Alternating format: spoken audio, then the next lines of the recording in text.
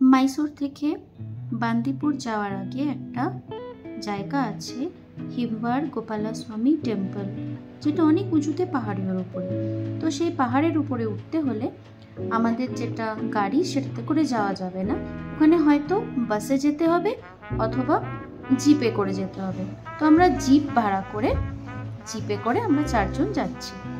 এবার দৃশ্যটা এত সুন্দর কি বলার নেই, দারুণ দেখতে।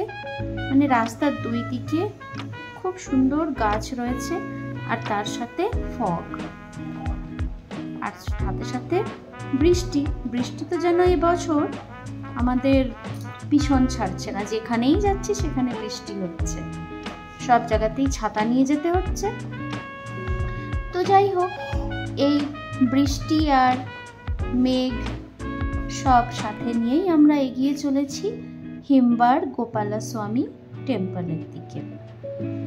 দৃশ্যটা খুব সুন্দর, যতটা পারলাম ভিডিও নেওয়ার চেষ্টা করলাম।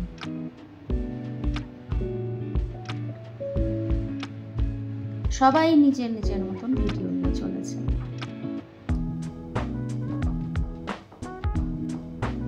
জিপে ভীষণ ঝাঁকুনিও হচ্ছে, কিন্তু তবুও ভালোই লাগছে।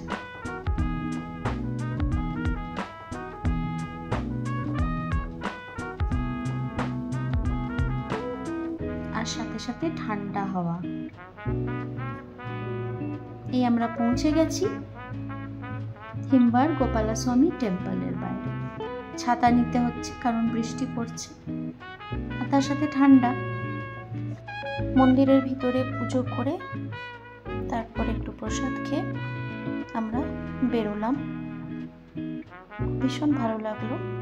আর ভিডিওটা যদি ভালো লাগে তাহলে লাইক, শেয়ার, কমেন্ট অবশ্যই করবেন। পুরোটা দেখার জন্য অনেক অনেক ধন্যবাদ। এই যে এই বাসগুলোই সবাইকে নিয়ে যায় প্রতিদিন।